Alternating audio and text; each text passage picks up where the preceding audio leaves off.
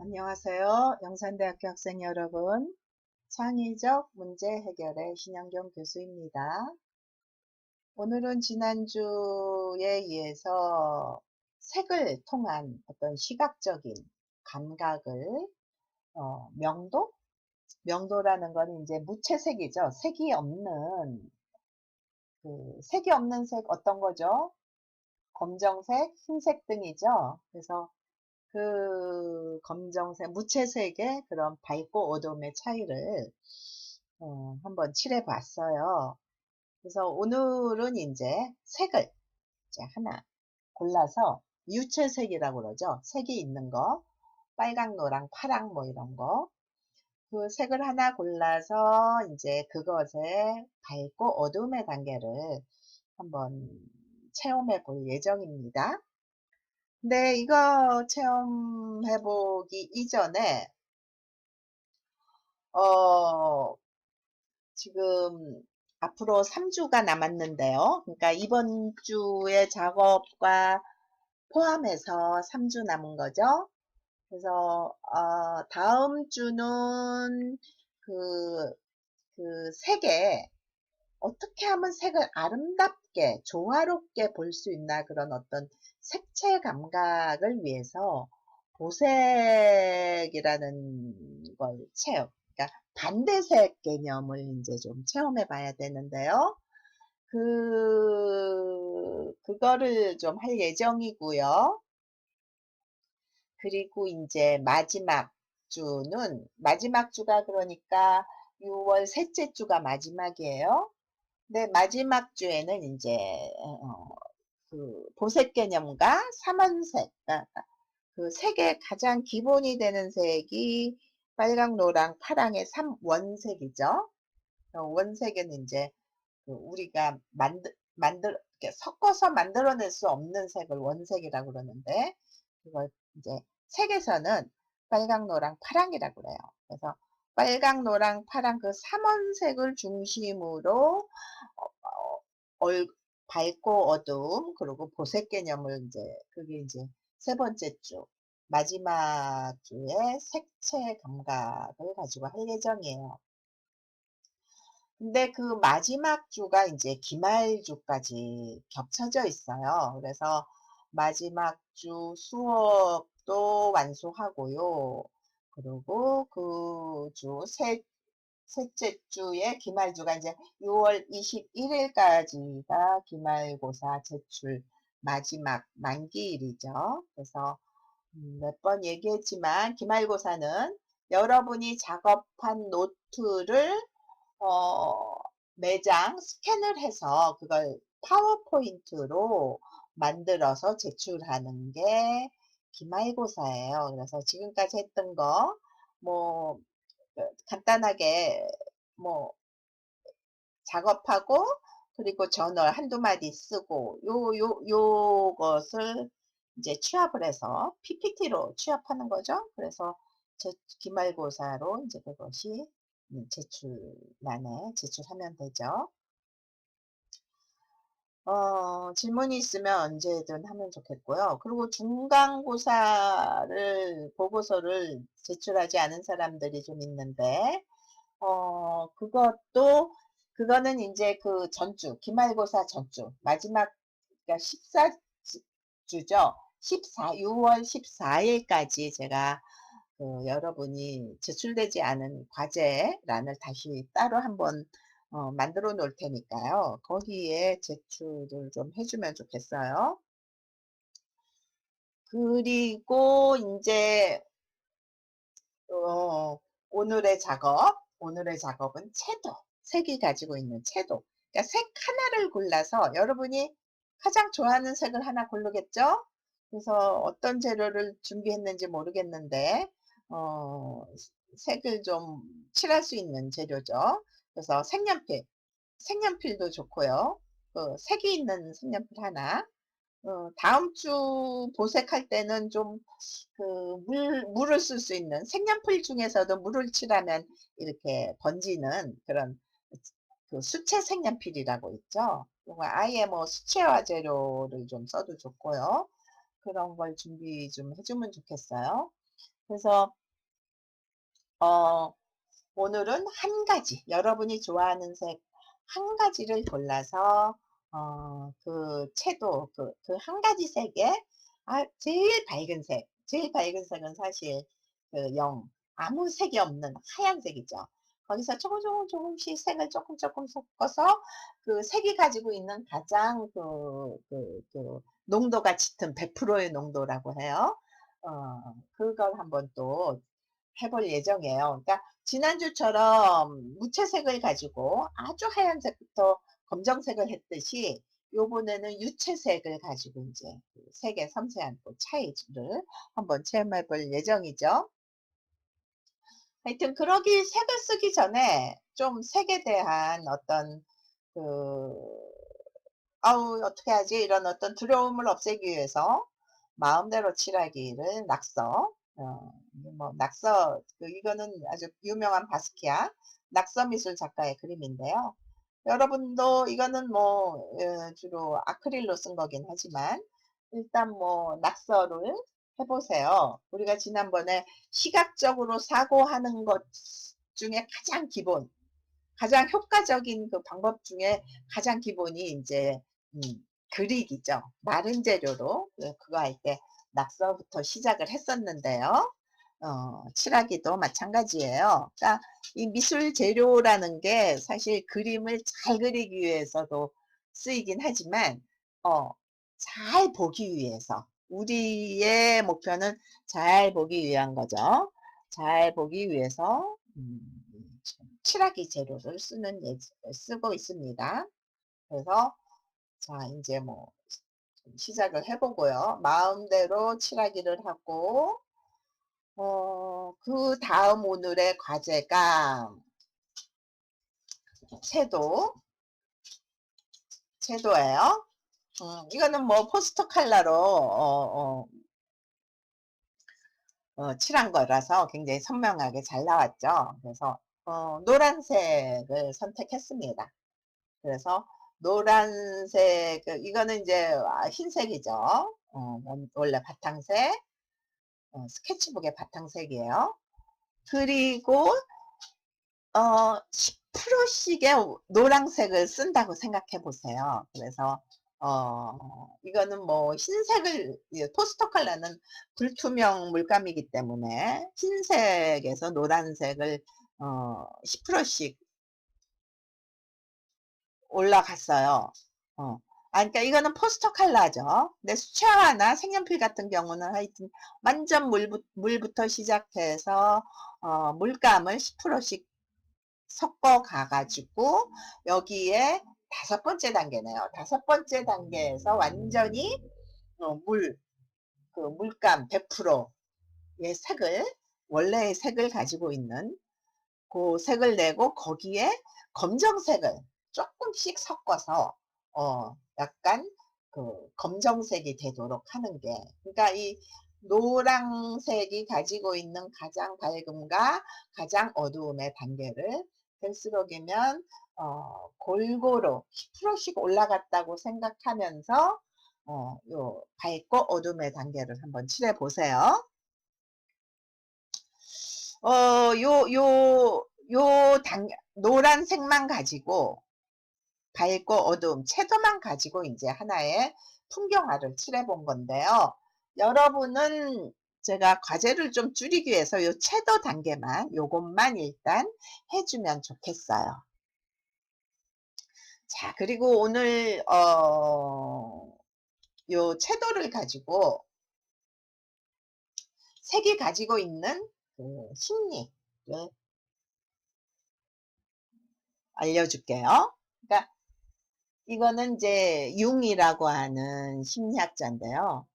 인간은 모두 이 색을 보면서 바깥에 있는 정보 중에 색에 대한 정보가 가장 큰 차지를 한다고 그랬죠. 그래서 이 색을 보면서 느끼는 그 감정이 공유하고 있는 그거를 인제 집단 무의식이라는 말을 개념을 썼는데요. 그렇다. 그래서 빨간색을 볼 때 사람들은 각자의 개인마다 다양한 경험에 있어서 또 다양하기는 하지만 그래도 기본적으로 공통으로 가지고 있는 느낌을 갖게 된다. 이제 그렇게 해서 만들어낸 게 이제 이 색채 심리예요. 이게 색채 심리를 활용해서 이제 색채 치료도 하고 그러는데요. 이게 좀 색을 직접 보고 또 어떻게 칠했는가 뭐 이런 것까지 봐야 색채 치료까지 가겠는데, 이게 일반적으로 내가 빨강색을 좋아한다. 근데 그 빨강색 중에서도 우리 채도했죠. 밝은 빨강과 어두운 빨강이 있는데, 여기서 밝은 빨강의 경우는 어떤 건전한 적응이나 또 협조성, 협조, 어떤 에너지를 느낀다고 해요. 그런데 검은 빨강의 경우는 약간 파괴적이죠. 좀 피색을 연상할 수 있다 그러나요? 그래서 그 좀 검은 빨강의 경우는 애정의 불만을 상징한다 그래요. 저기를 가지고 있고 또 그 에너지가 과해서 자기 주장이 강한 그런 심리적 상태를 의미한다고 해요. 자, 파란색 좋아하는 사람 있었나요? 파란색은 어, 외부 기준이 싫으면서도 복종하는 어떤, 이거를 모범생이라고 할 수 있을까요? 그래서 그런 어, 제약을 이렇게 수동적으로 받아들이고, 그런데 이제 사실은 약간 불안이 있는 거죠. 그래서 외부 기준을 자진하여 받아들이고, 그러니까 이게 이제 이 능동적인 면과 이제 좀 언제나 부정적인 면, 긍정적인 면, 부정적인 면이 있을 수 있어요. 그 어떤 색이 지금 우리가 파란 그러면 개념인데요. 하늘의 파랑과 또 바닷색의 파랑하고 또 다르잖아요.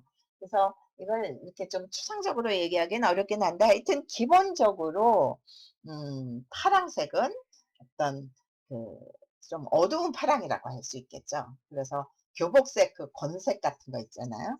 그런 건 어떤 모범적인 그 기준을 받아들이지만 그 좀 불안한 그런 상태에 있을 때 그런 파랑색을 많이 쓰게 된다. 근데 뭐 승화된 청색색, 하늘의 파랑?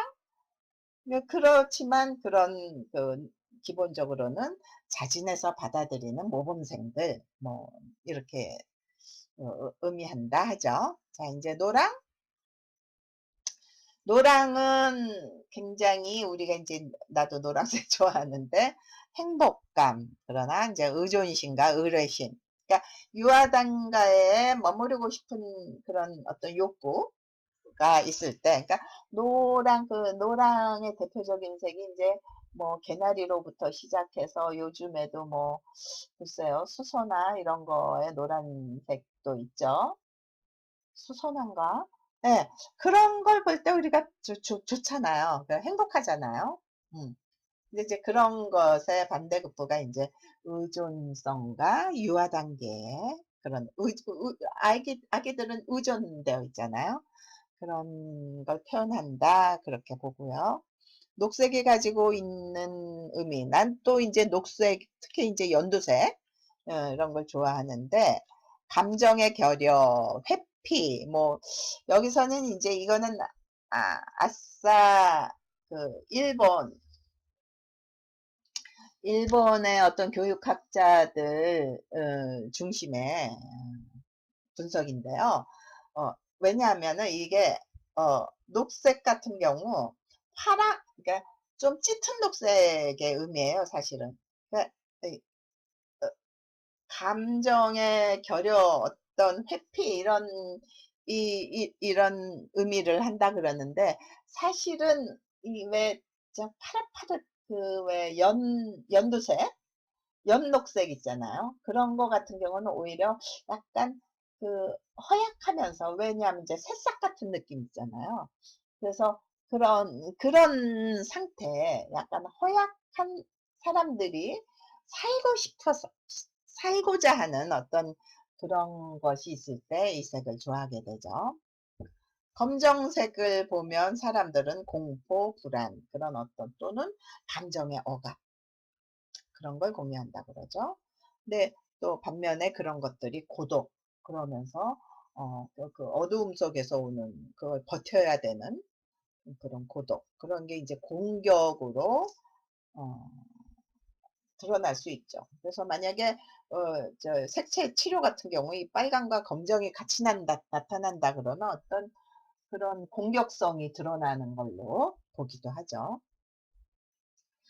이 중간색 같은 경우는 이제 주황색은 순응 그러니까 노랑의 어떤 의존적인 것과 빨강의 그런 어떤 열정적인 것 이런 에너지 이런 것이 합쳐진 생각이 색이잖아요. 그래서 어 순응하고자 하는 또는 내향적인 솔직히 내향적인 겉으로는 드러나지 않는 그 열정이 그 어린아이처럼 그 안에 들어가 있죠. 그리고 공상으로 도피한다고 보네요. 자 갈색은 뭐 그 땅색 같은 거죠. 그래서 더러워지고 싶은 오염되고 싶은 욕구 그 너무 이렇게 완벽한 엄마들한테서는 오히려 이런 갈색을 추구하는 그런 아이들도 나온다 하네요. 아 그리고 보라색은 이제 빨강과 파랑이 합쳐진 거잖아요. 그래서 빨강의 그 건전한 행복한 어린이 그 왜 라일락 연보라 같은 경우 근데 그 보라가 왜 좀 어두워진 멍이 든 보라 있죠. 어두운 보라의 경우는 불행하고 어떤 질병상에 특히 그 바디 페인팅 같은 거 자기 몸 전신을 그려놓고 색칠하기 있거든요. 그럴 때 보라색이 나면 너희 그 아픈 부분의 기억이 드러난다고 해요. 그리고 질병 상해. 그리고 이제 그 향. 흰색이 따로 갔었어야 되는데 흰색은 굉장히 완벽하게 깨끗하고자 하는 그런 경계심. 그래서 그게 이제 실패감이 많을 때 그냥 깨끗하고자 하는 완벽하고자 하는 그런 욕구에 의해서 흰색을 좋아하게 되는 그런 걸 상징한다고 하네요. 또 재밌는 거는 이제 요 빨강과 파랑, 보색을 다 좋아해요. 보통 빨강의 그 정열적인 사람은 파랑의 그런 그 수동적인 색을 같이 좋아하기가 쉽지가 않죠. 근데 이런 반대되는 색이 어 색을 통해서 어 그런 나도 저렇게 하고 싶은데 그걸 드러내지 못하면 질투심이 나오고 경쟁심이 많아지는 거죠. 그 또 요거 빨강과 녹색 요것도 재밌죠. 빨강과 녹색이 같이 드러난다. 그러면은 이제 성적인 관심. 왜냐하면은 빨강의 에너지와 녹색의 그 유약함.